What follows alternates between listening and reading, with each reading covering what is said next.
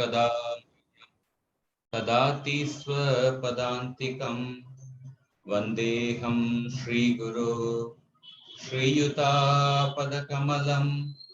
श्रीगुरून् वैष्णवांश्च श्रीरूपं साग्रजातां सहगणा रघुनाथान्वितं तां सजीवं साद्वैतं सावधूतं परिजना सहितं कृष्णचैतन्यदेवं श्रीराधा कृष्णपदान्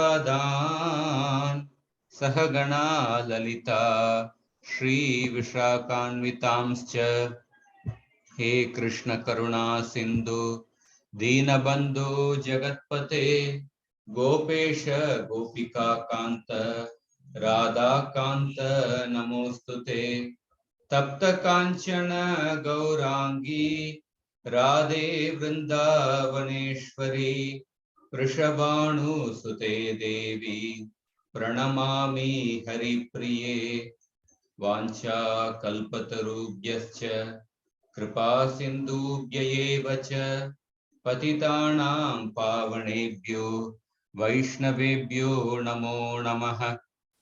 जय श्री कृष्ण चैतन्य प्रभु नित्यानंद श्री अद्वैत गदाधर श्रीवासादि गौर भक्त वृंद हरे Krishna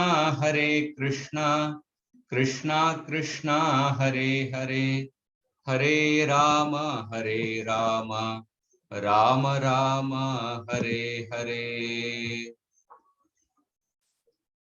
So welcome all the devotees for this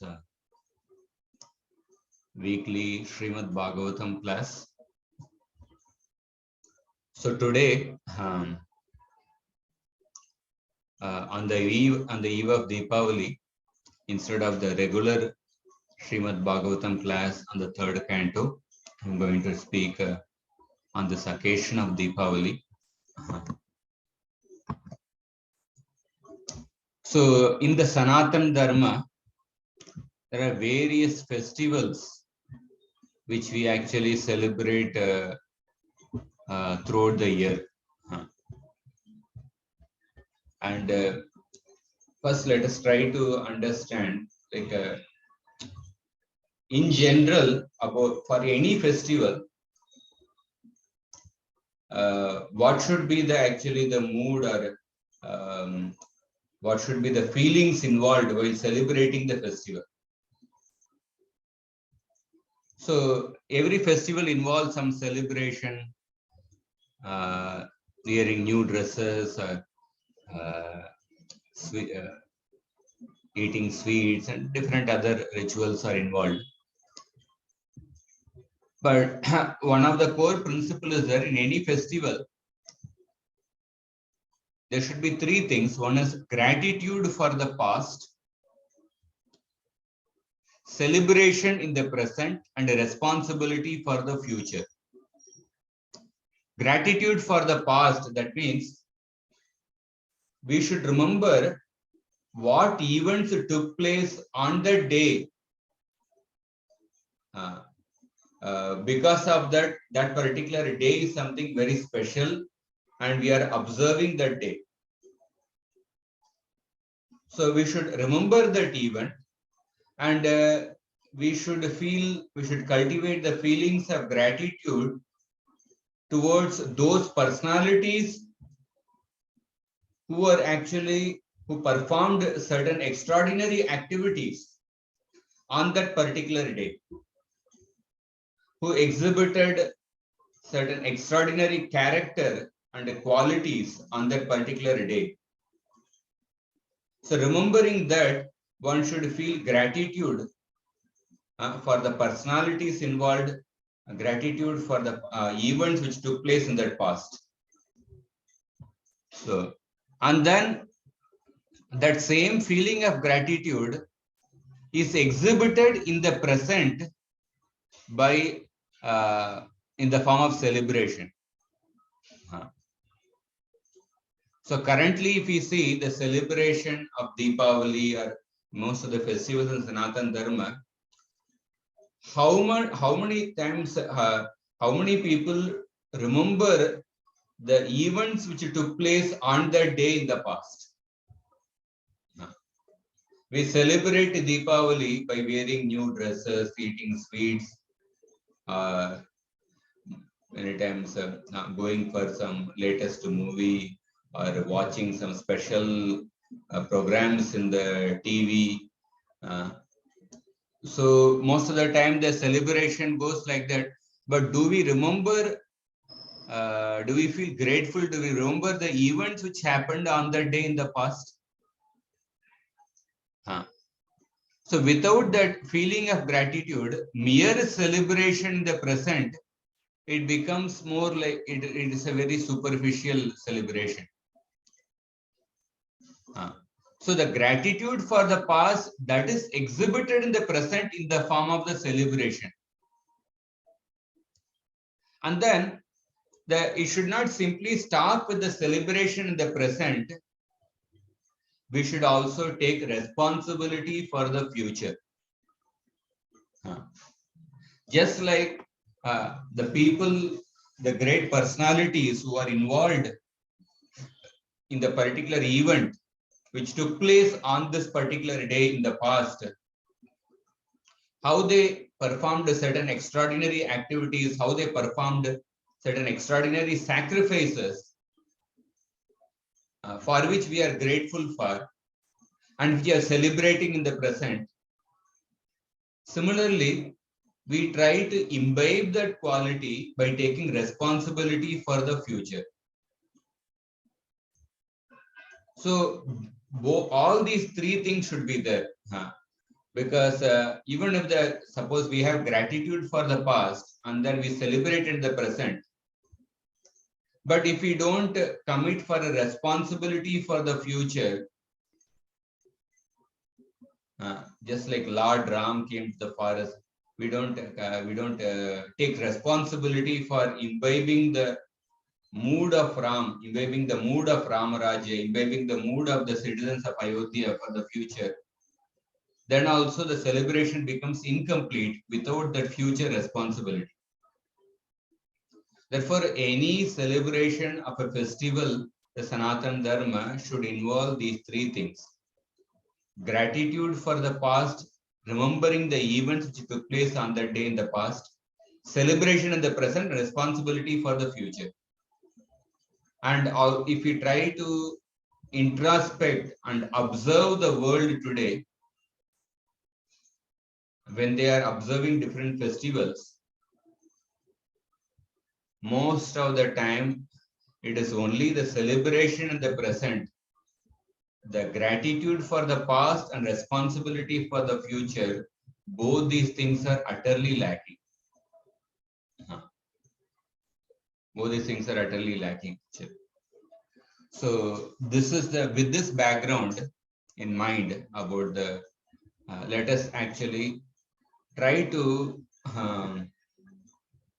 remember three of the most important events which took place on the day of Deepavali. Many events, but three main events I'm going to describe very briefly. Lord Ram returning to Ayodhya, and Lord Krishna killing the demon Narakasur, and thirdly, Mother Yashoda binding baby Krishna. So all these pastimes are, they can be described hours together, but I'm going to describe very briefly some points. So Deepavali. So Deepavali is when we actually arrange a row of lamps, that is called as a Deepavali. So fire, when it is controlled, it can be dazzling and pleasing to the heart. Moreover, fire is as essential as water to the creation of life. One cannot even cook or keep or feel warmth in the absence of the fire. However, the same fire, when it is uncontrolled, it is powerful enough to burn everything on its path. That is why it is said one should immediately attend to three things: fire, disease, and debt. If these things are postponed or not, if these things are unattended, fire can destroy the whole thing. Disease can completely consume a person. It can lead to a death, and debt will keep on increasing. An example of how unbridled fire can cause mass destruction is seen in the setting of the celebration of Lord Ram's coronation. When Lord Ram was about to be coronated to take up the kingly responsibility, that time yajnas were being performed. In yajnas, the fire was blazing in a controlled manner. But at the same time, are you able to hear clearly? Just want to know. Yes, Prabhuji. Okay. At the same time, another destructive wildfire was engulfing Ayodhya in the form of Manthara's envy, in the form of Manthara's poisonous misunderstanding. And Manthara, she symbolically burnt Ayodhya by spreading her envy. By spreading her envy. And in this way, she caused lamentation, and she only triggered Lord Ram's exile to the forest. And the first person to be consumed by that destructive envy, destructive blazing fire of Manthara was Kaikeyi. And it was Kaikeyi's own son Bharat who not only resisted. Kaikeyi tried to burn Bharat with her envy, but Bharat not only resisted being charred himself, but also subdued that searing havoc. In fact, Bharat tirelessly endeavored to bring Lord Ram back from the forest. And Lord Ram reciprocated by agreeing to return in 14 years. So if we see in Ramayana, Lord Ram and Bharat, they had the ability to transform the scorching wildfire into a guarded lamp, of hope for 14 years. So that wildfire of envy, which started from Manthara, which went to Kaikeyi, it was about to consume the entire Ayodhya. But because of Ram and Bharat, they had the ability to transform that scorching wildfire into a guarded lamp of hope. And that lamp of hope was actually burning for 14 years and giving hope to the Ayodhya Vasis. And finally, when Sita, Lakshman, Ram, and all their associates, such as Hanuman, Sugriva, when they returned to Ayodhya, the entire capital of Koshala was lit with millions of lamps. And on that is the day of Deepavali when Lord Ram returning to Ayodhya. So there was externally, Ayodhya was lit with millions of lamps. There was external beauty, but the external beauty perfectly synchronized with the inner grace felt within at the sight of everyone, including Kaikeyi, who was also welcoming Ram back to Ayodhya. It was not only external beauty of the row of lamps, but the Ayodhya Vasis also had an inner disposition of a great eagerness to receive Lord Ram.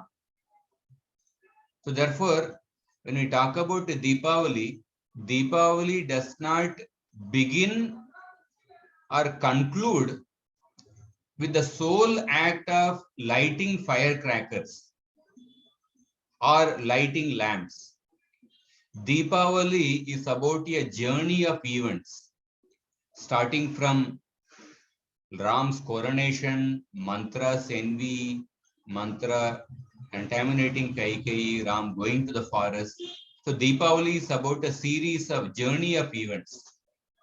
Lord Ram's journey from exile to return is an adventure of pain and gain. So Deepavali, without that internal growth, is simply a gross, mundane experience which creates limitless pollution and artificiality. But Deepavali, with the correct understanding, it will free us from the miserly pollution of Kaikeyi-like mentalities. It will allow us to burst the firecrackers of broad-mindedness and devotion to Lord Ram. So therefore, that is why I mentioned about celebrating Deepavali with the internal growth. And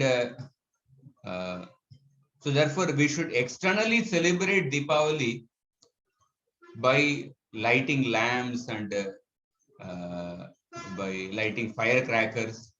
And at the same time, simultaneously harmonize internally with the rich culture that allow us to leave behind a beautiful legacy of growth. So Deepavali is also called as Diwali.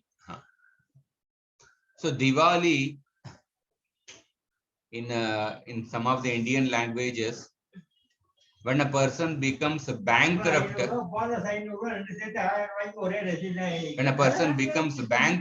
we say that this person has become Diwala. Diwala ho gaya. So when the celebration of Diwali loses its purpose, then the celebration becomes a cause of another Diwali. That means a person becomes bankrupt. The celebration, when a person becomes bankrupt of their consciousness and culture, then that is disastrous. So therefore, Deepavali or Diwali without Lord Ram's culture, it creates another Diwali. That is the Diwala of cultural and spiritual bankruptcy with only lot of noise and pollution. So when Lord Ram arrived in Ayodhya, the citizens of Ayodhya were celebrating his return with a heart which was lit up with unlimited love and affection. The lamps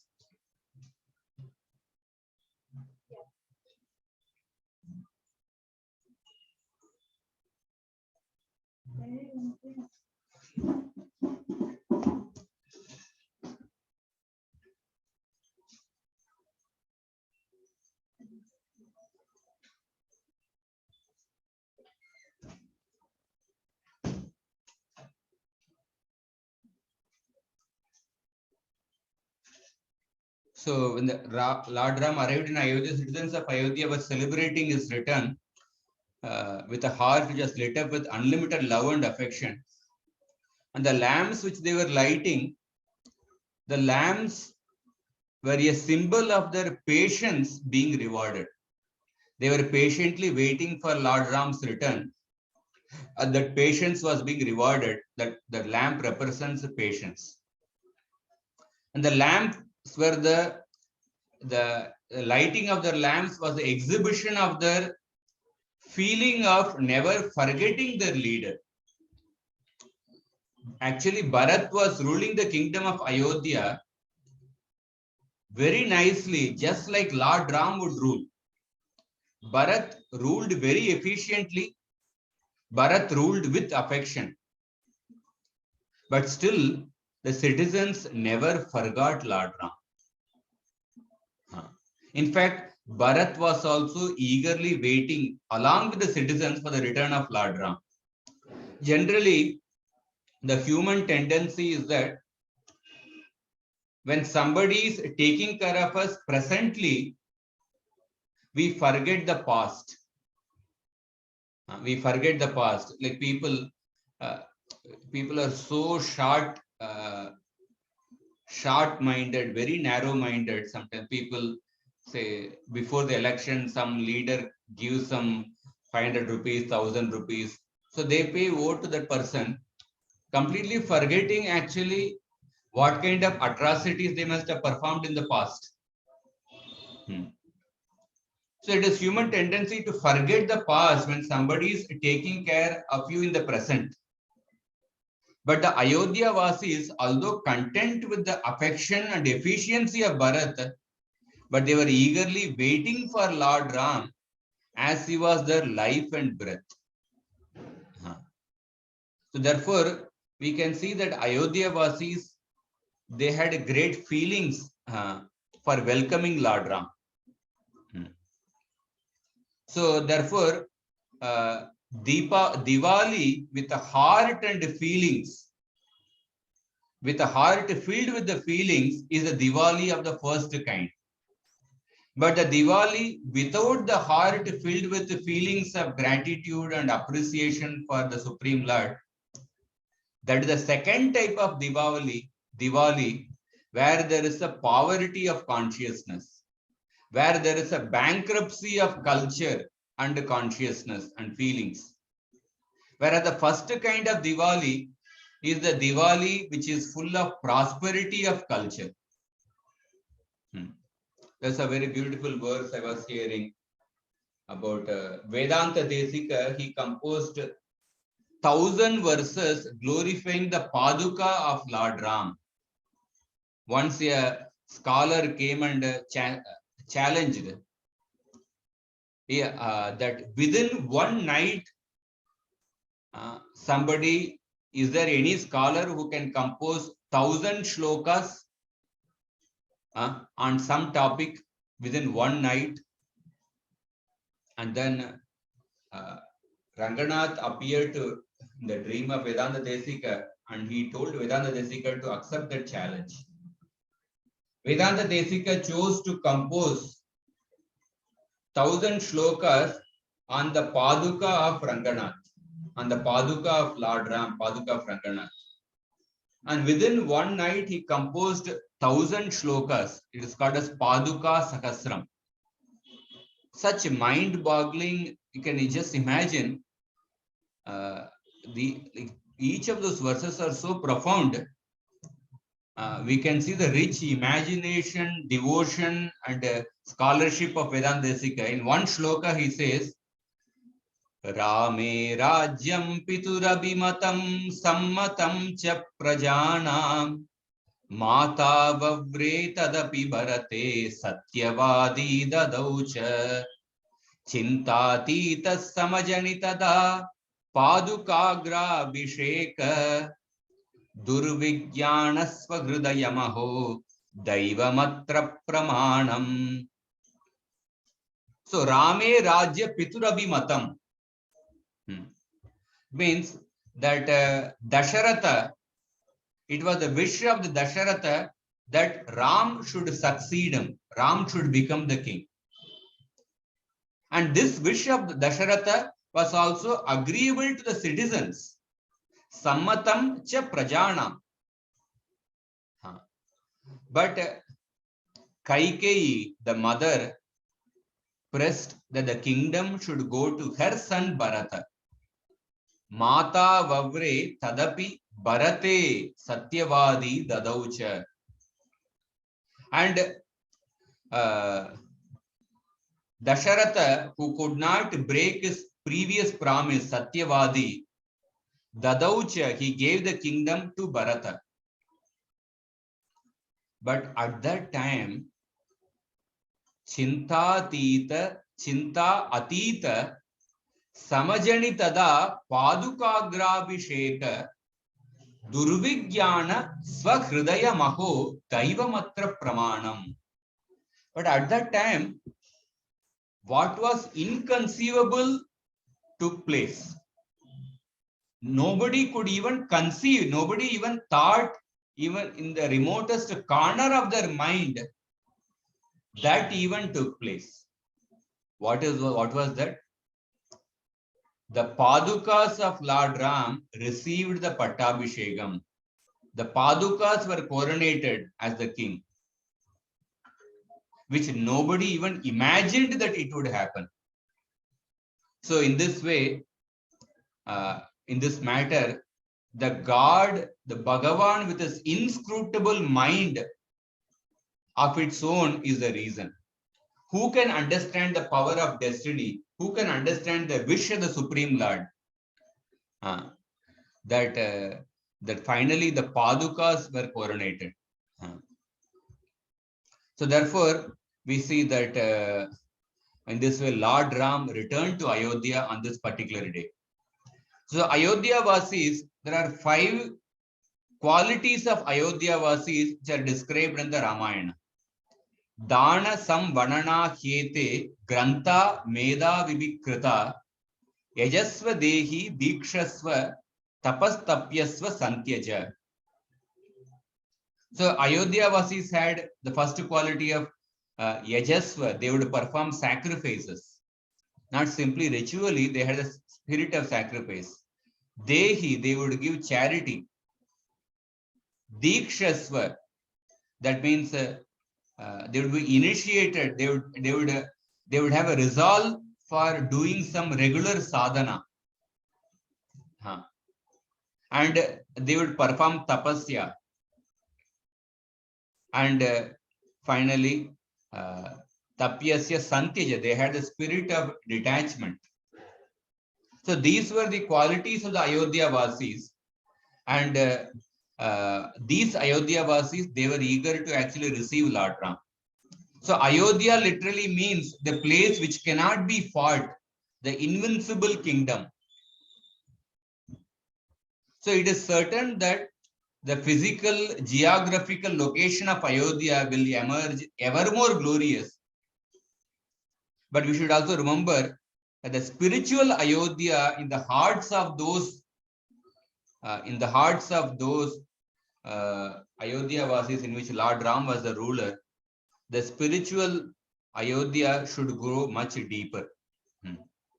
So therefore, just like Ayodhya Vasis, they did not simply externally light lamps, but they also had a deep internal consciousness by cultivating these 5 qualities.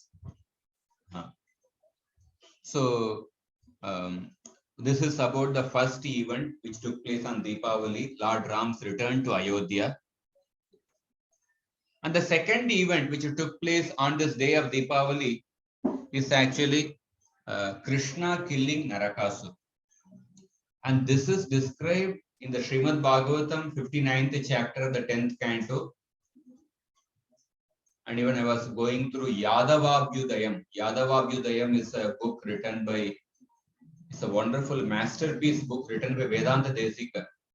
He has also described the story in phenomenal details. I just describe just few points.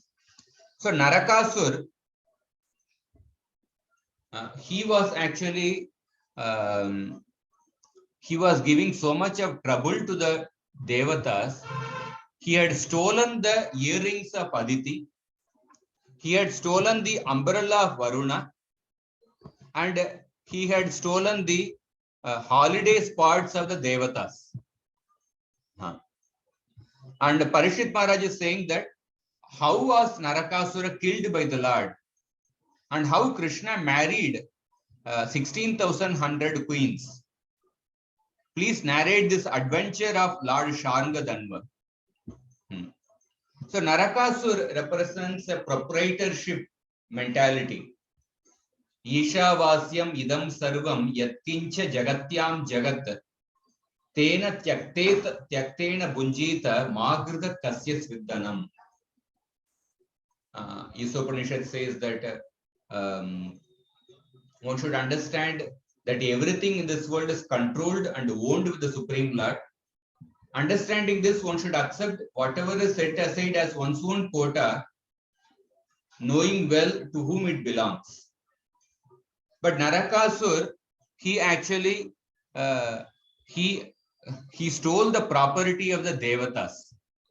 And he after stealing the property of the Devatas, and he was guarding his city with powerful security systems. So Lord Ram took his wife Satyabhama along with him and rode on Garuda to go to Pragjyotishpur. Pragjyotishpur is in Assam, and the capital of Narakasur. And Pragjyotishpur was surrounded by on all sides by fortifications consisting of hills, unmanned weapons, water, fire weapon, water, fire and wind, and by obstructions of Mura Pasha wire. Powerful security systems, unmanned weapons were there, and there were like a Mura Pasha weapon, something like an electric cable or like that. So it is said that Indra came from the heavenly planets to Dwaraka and personally appealed to Krishna. And Indra told Krishna that we tried to fight with Narakasur, but the Vajra of mine is powerless in front of him. And all the weapons of Agni, Varuna, and all the Devatas, they are powerless in front of Narakasur. So this Narakasur defeated everyone. So, and Indra said that this Narakasur is even more terrible than Hiranyakashipu and Hiranyaksha. And he said that if you kill this Narakasur, you will reduce the burden of the earth by half. You know that Krishna appeared on the plea of the Devatas to reduce the burden of the earth, which was actually overburdened by the demoniac kings. According to Indra, Narakasur represented half the burden of the earth, and the rest of the other kings represented other half. So Narakasur is the son of Varahadev and Bhumi Devi, which is the son of the Supreme Lord himself. But Narakasur, because of his association with Banasur, he became a demon. On the other hand, Prahlad was the son of a demon, but because of his association with Narada Muni, he became a Mahabhagavata. So which is more important, being born in a great family or the association? So this shows that association is more important than the birth. That because of the association, Prahlad became a Mahabhagavata and Narakasur became a demon. And why Krishna took Satyabhama along with him in order to fight with Narakasur? Because Bhumi Devi appealed to the Lord after the Narakasur's birth. Please do not kill my son. The death of my son should not happen without my permission. And Varahadev granted that boon. So Satyabhama is an Amsha of Bhumi. Therefore, Krishna wanted to maintain that promise, that Krishna wanted to kill Narakasur only with the permission of Satyabhama, with the Amsha of Bhumi Devi. And also the another reason is that when Krishna gave one Parijata flower to Rukmini Devi, Satyabhama became very angry. How can you give Parijata flower to Rukmini and not to me? At that time, Krishna had assured Satyabhama, I will give you the entire Parijata tree from the heaven. So therefore, Krishna took Satyabhama along with him, because Krishna will take Satyabhama to heavenly planets after killing Narakasur. And when Krishna went with Satyabhama on the Garuda, Vedanta Desika describes that the Asuras in Pragjyotishpur witnessed the starting of Krishna from Dwaraka and his arrival at Pragjyotishpur at the same time. That means there was practically no time lapse between the two events of starting from Dwaraka and arriving at Pragjyotishpur. And So when Krishna arrived at Pragjyotishpur, with his club, the Lord broke through the rock fortifications. With his arrows, he broke the weapon fortifications. And with his desk, with his Sudarshan Chakra, the fire, water, and wind fortifications. And with his sword, Lord Krishna broke the Mura Pasha cables. And Krishna blew the conch shell Panchajanya, and that shattered the magic seals of the fortress, along with the hearts of its brave defenders. And with his heavy club, he demolished the surrounding earthen ramparts. You see, when Krishna blew the same conch shell, it created so much of enthusiasm in the hearts of the Dwaraka Vasis. But the same conch shell sound, it created fear in the hearts of the Asuras in Pragjyotishpur. So the five-headed demon called as Mura, who was sleeping peacefully at the bottom of the city's moat, he woke up and rose up out of the water when he heard the vibration of the conch shell. And Mura demon, he threw his trident. He woke up, he appeared to be swallowing up the three worlds with his five mouths. And he lifted up his trident and he fell upon Garuda. And Mura whirled his trident and hurled fiercely at Garuda, roaring from all the five mouths. And the sound from the Mura's mouths, it reverberated against the very shell of the universe. It filled the earth, sky, and all the directions and the limits of the outer space. And at that time, so Krishna, he took two arrows and stuck the trident flying toward Garuda and broke it into three pieces. And then Krishna hit Mura's faces with several arrows. And the Mura demon angrily hurled his club at the Lord. And when the Mura's club spread towards Krishna on the battlefield, Krishna, who is called as Gadagraja, the elder brother of Gada, intercepted it with his own and broke it into thousands of pieces.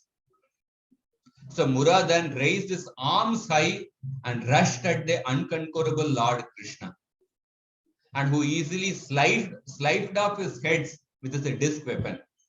So Mura fell down dead, lifeless. When his decapitated body fell into the water like a mountain whose peak has been severed by the power of Indra's thunderbolt, at that time, Mura's 7 sons, enraged by his death, prepared to retaliate.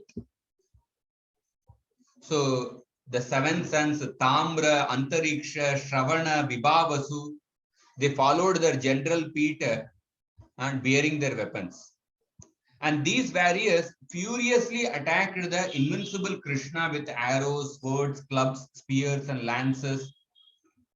So Krishna severed the heads, thighs, and arms, legs, armor of all these opponents, led by Peter, and sent them to the abode of Yamaraj. At that time, Narakasur, the son of the earth, could not contain his fury. When he saw the fate of his military leaders, he went out of his citadel with the elephants born from the milk ocean to fight with Krishna. So Vedanta Desika describes, what does Narakasur represent? Abhimanoti avyakti ahankara iva ulbanaha mahato daitya nagara niragat Narakasuraha.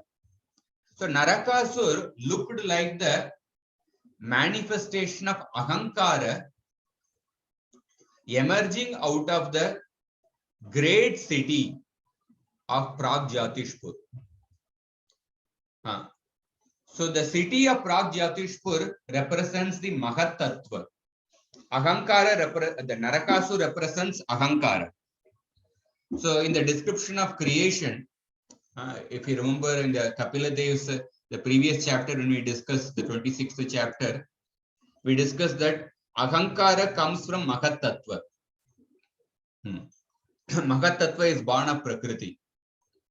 So the implication here is that the destruction of Narakasur is the destruction of Ahankara, which is the impediment to the realization of the truth, which is the impediment to realization of the Bhagavan. So the Asuras surrounding Naraka, the Asuras who are actually assisting Narakasur, they are compared to those who contest the Vedas and hence become associates to one who is banned by the Vedas. So there are people who actually who contest the Vedas, who actually say the Vedas are false. So all these associates of Narakasur, they represent those who contest the Vedas. And Vedanta Desika describes the battle between Krishna and Narakasur in 27 shlokas. And he says that the dust was raised by 4 kinds of army of Narakasur. The chariot army, elephant army, the horse army, and the foot soldiers. And the dust raised was so huge, just like when Rajoguna becomes prominent, one cannot see things properly. Similarly, because of the dust raised by this army, nobody could see clearly what was happening. And the Narakasur showered a torrential shower of arrows. There was a torrential shower of arrows from the Asuras, just like the clouds would conceal all the directions, pouring water on the sea. But Lord Krishna was not at all affected by this rising of the dust or with the torrential shower of the arrows. Similarly, his devotees are also not affected by any calamity. They are not affected by Rajoguna and Tamoguna. And and when these associates, when all these asuras headed by Narakasur, when they shot arrows at Krishna, the efforts of the asuras to hurt others, it recoiled on them. Just like the argument in a debate called as Jatayuttara. What is a Jatayuttara debate? So sometimes in a debate, a person is posing an argument to defeat the opponent's argument. But instead of defeating the opponent's argument, the argument actually defeats the very person's argument. That is called as Jatyuttara. Or it is like something like a self-goal. In a football match, a person is supposed to actually a person is supposed to put goal in the opposite side and protect goals on his side. But instead of putting goals in the opposite side, a person puts a self goal to his own side.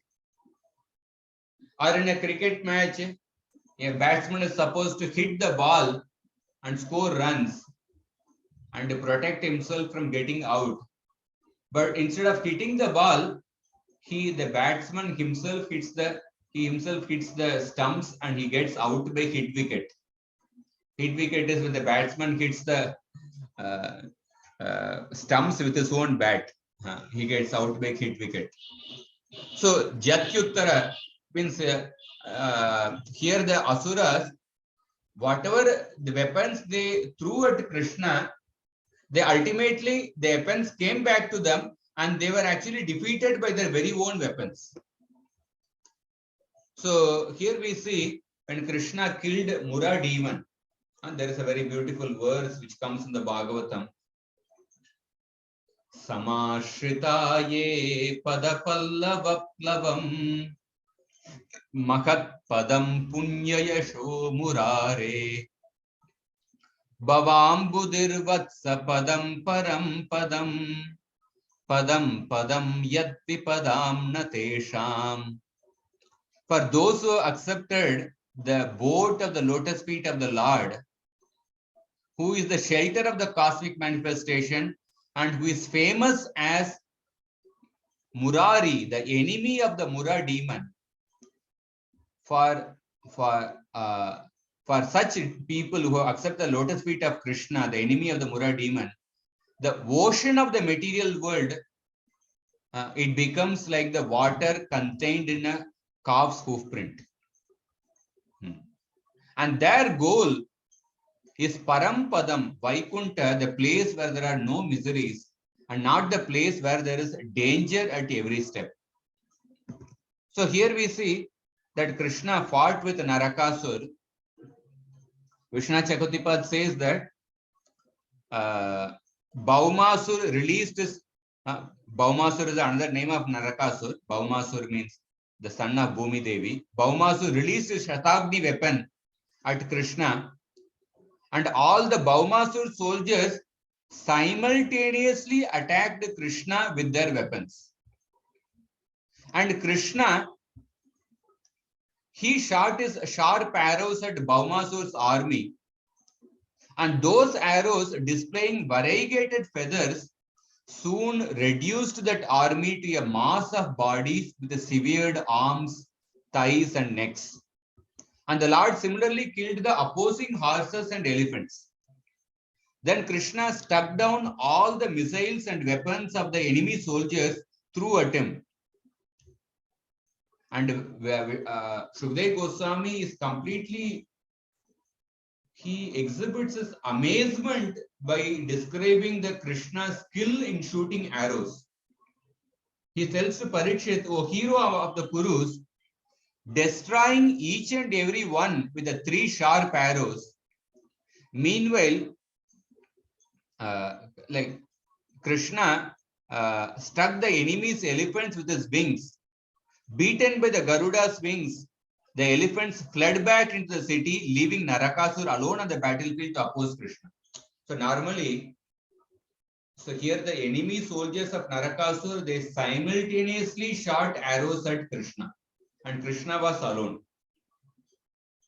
But Krishna, he first shot arrows. He shot 3 arrows. One by one, he shot 3 arrows on the warriors who shot arrows at them. And then he shot one by one, he shot 3 arrows on all the horses and the elephants. And then he shot 3 arrows one by one on all the weapons which were released by the warriors, and all these weapons were in the air. So normally, like when a person is really shooting an arrow at you, first you shoot an arrow to actually stop that arrow, to stop that weapon coming from the enemy side. Then after that, you shoot an arrow at the person who shot the arrow. Because first if you first aim at the person who shot the arrow, meanwhile the arrow released by that person may come and hit you.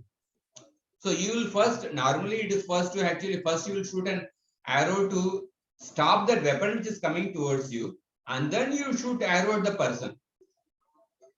But here we see Krishna was so swift in his shooting of the arrows. He first shot arrows at the people who threw the arrows, and then he shot arrows at the weapons which were in the air, which were released before. And not only that, here thousands of lakhs of soldiers, they shot arrows at Krishna simultaneously. And Krishna was all alone, and Krishna was shooting arrows one by one. And he was shooting 3 arrows at each of the 3 warriors, and 3 arrows at the weapons which the warriors shot. So just try to imagine with what speed Krishna must have shot the arrows. So suppose There were like I don't know, number of soldiers who were present. It's not even mentioned. Like so many soldiers were present. So to shoot so many arrows one by one on all the warriors and all the weapons which they shot. So you can imagine how fastly Krishna must have shot those arrows. So Rupa Goswami quotes this particular incident to show how Krishna performed.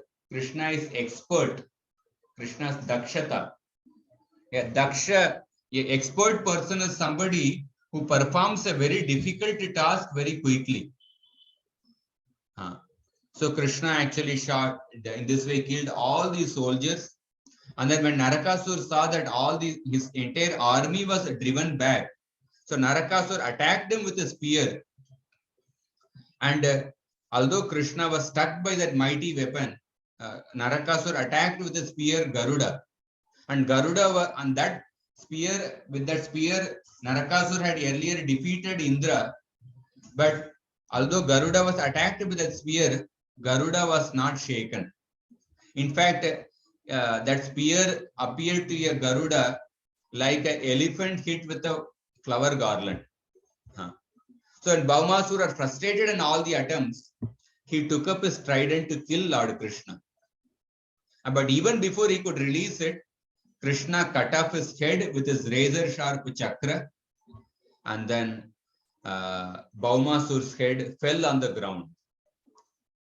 And Bhaumasura's head shone brilliantly, decorated as it was with the earrings and an attractive helmet. Because Bhaumasura's head was killed by Krishna, it was actually looking effulgent when it fell down. So here we see that Krishna killed Narakasur. When we actually burst the firecracker on Deepavali, we should celebrate the victory of Krishna over Narakasur. We should remember how Krishna actually killed Narakasur and his army, how expertly he shot arrows, how swiftly he shot arrows. So Shukdev Goswami, he's amazed by the power and the daksha expertise displayed by Krishna in defeating Narakasur and his army. So Deepavali is also celebrated. Narakasur, when he was on the plea of Narakasur and Bhumi Devi, this day is also observed as Deepavali. After that, Krishna went and released the 16,100 beautiful women who were held captive by Narakasur, who were actually kidnapped by Narakasur from various places.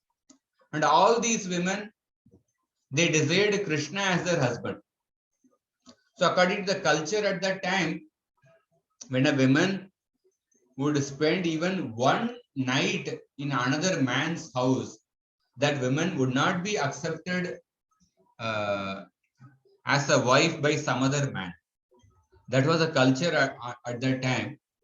But Krishna accepted all these 16,100 women who were actually under the custody of Narakasur. So in this way, Krishna acted as a social reformer.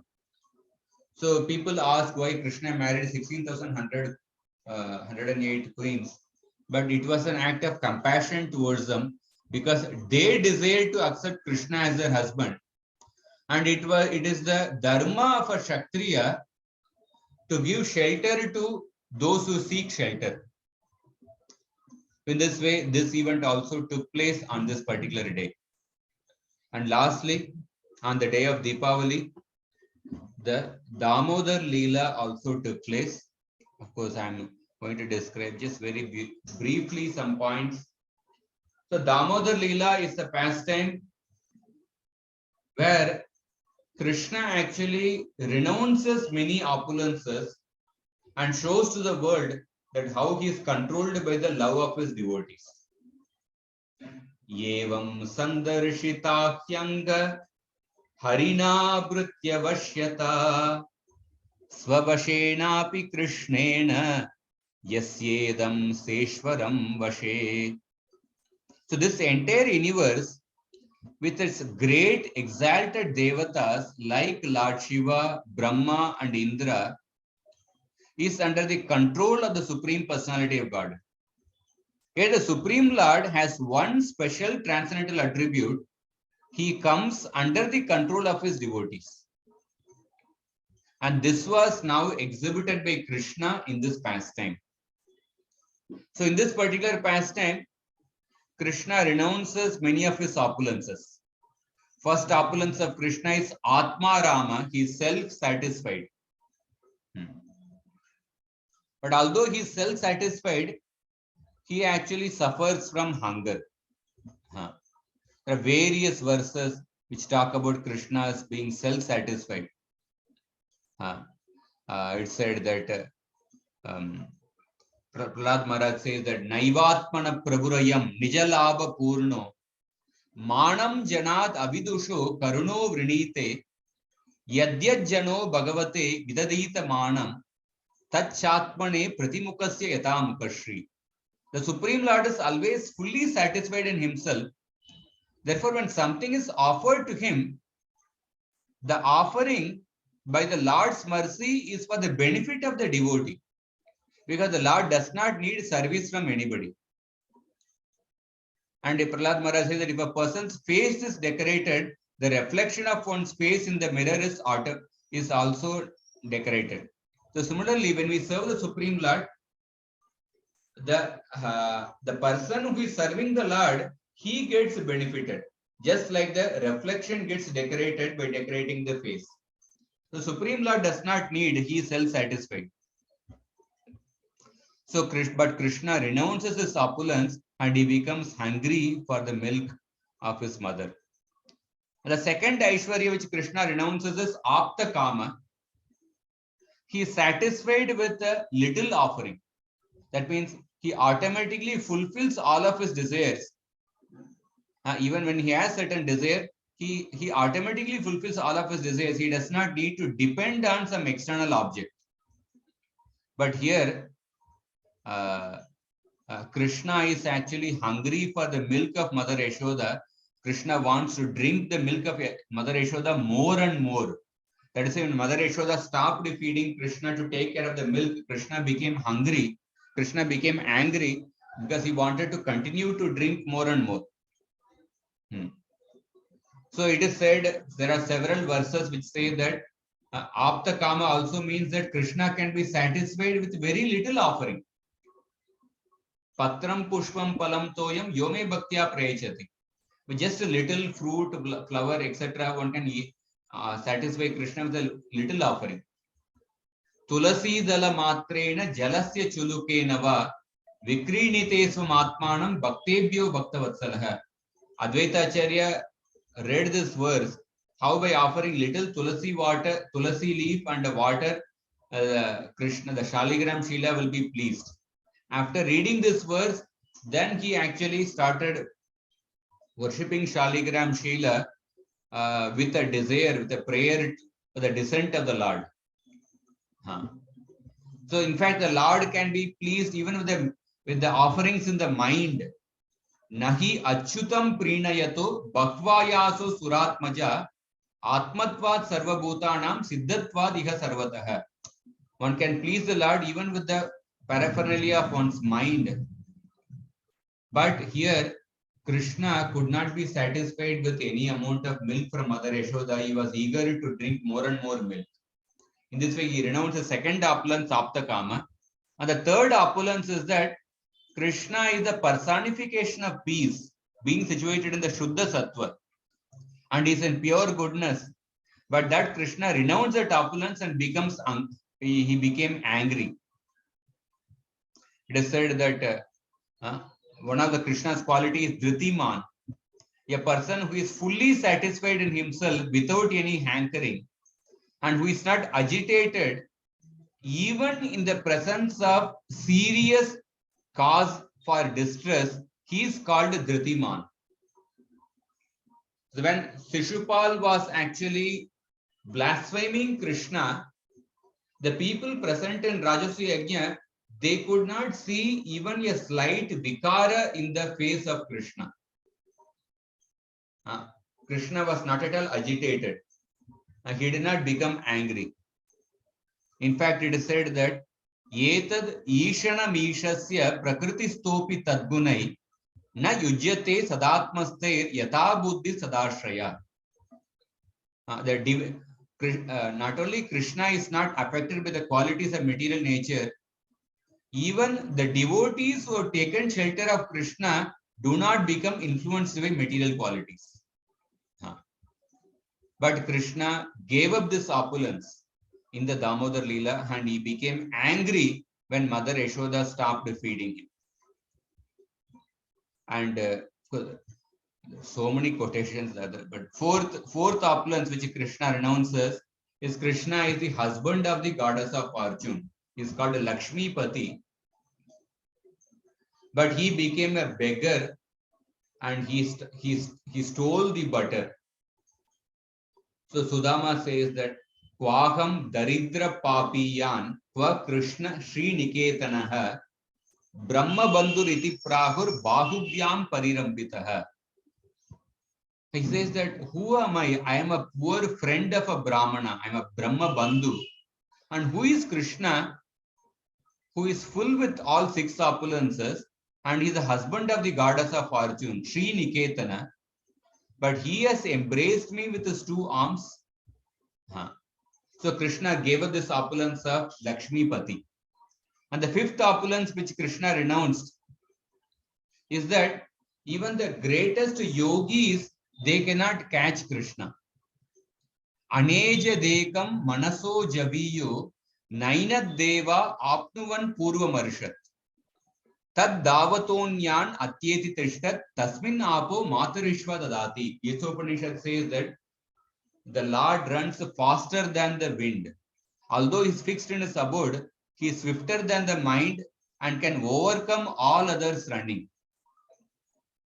Pantastu koti shatavatsara sampragamyo vayo ratapi manaso munipungavaanam sopyasti yat prapada simna avichinti tatve govinda madi purusham tamaham bhajami. Even if you travel at the speed of mind, for crores of years, one cannot reach even the toenails of the Lord. But that Krishna, he allowed himself to be caught by Mother Yashoda.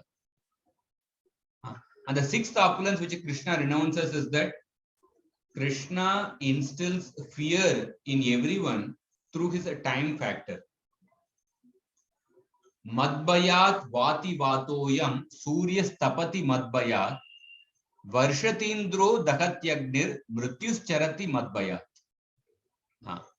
Because of fear of the Supreme Lord, the wind blows, the sun shines, the Indra sends forth the showers out of fear of the Lord. Apanna Samsrutim Goram Yannama Vivusho Grinan Tatasadyo Vimucheta Yadvibeti Swayam Bayam. The fear personified is afraid of the holy names of the Lord. And the Charama Shloka of Ramayana, Lord Ram says that Sakrideva Prapannoyas Tavasmi iti yachate Abhayam Sarvada Tasmai Dadam Yedat Vritam Mama. If a person comes in front of me and says that I am yours, then I actually I give the award that person fearlessness. But this Krishna, he gave up this opulence of instilling fear in everyone, of awarding fearlessness to those people who take shelter of him. He gave up this opulence by becoming fearful of Mother Yashoda. And the seventh opulence which Krishna renounces is Krishna is the condensed form of bliss. Bhakti Rasamrita Sindhu Rupa Goswami says that when a person comes to the stage of, when a person obtains Krishna Prema, a person experiences Sandrananda Visheshatma. A person experiences condensed bliss. Brahmanando Bhave Desha Chet Pararda Guni Kritaha Naiti Bhakti Sukam Bodhe Paramanu Tulamapi.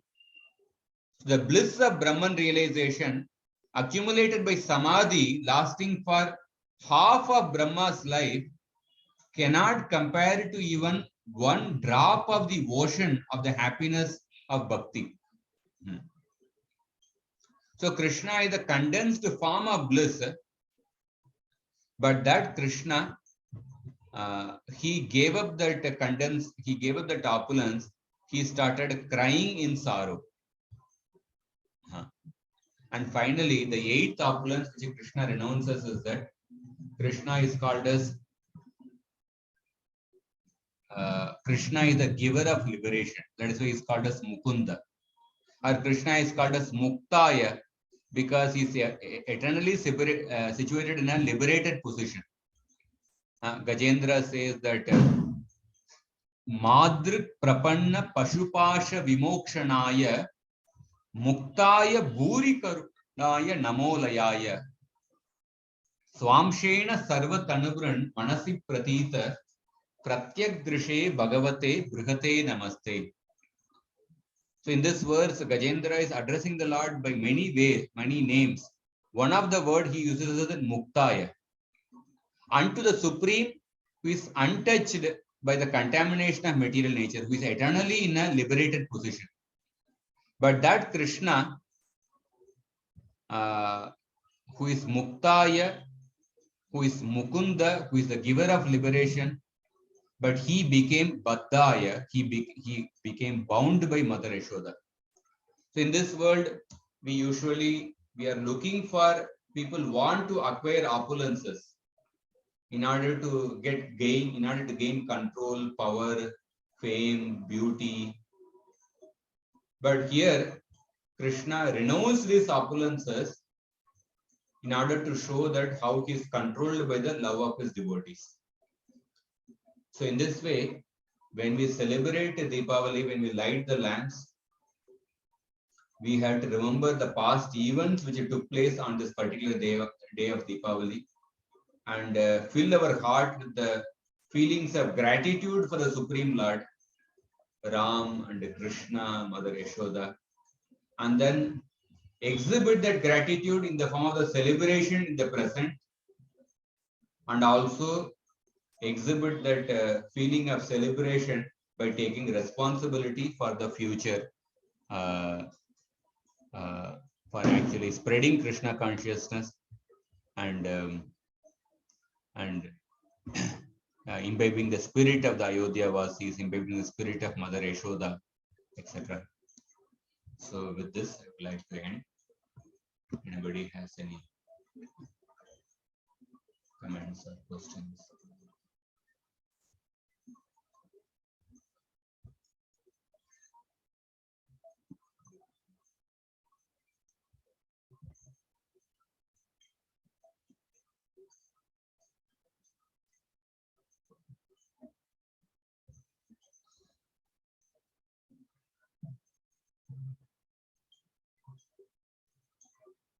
Yeah, I will send the recording.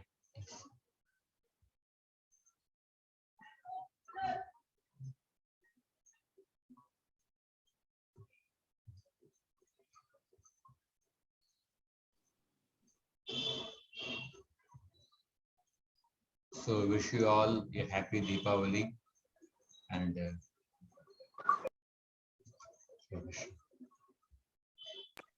Prabhuji, yes, Hare Krishna. Prabhuji, is there any like Sanskrit meaning for Dhanyavad? Like I know Dhanyavad means we say thank you, like in Hindi we've learned, but is there anything like Sanskrit yes, meaning?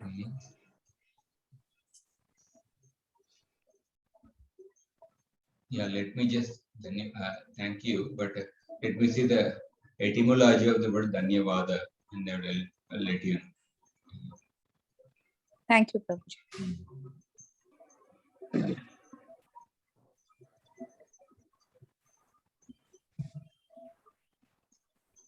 Okay, so we'll stop here. So thank you for your patient attention and giving me an opportunity to speak something, few words on Deepavali. ग्रंथराज Shrimad Bhagavatam की जय, श्रील प्रभुपाद की जय,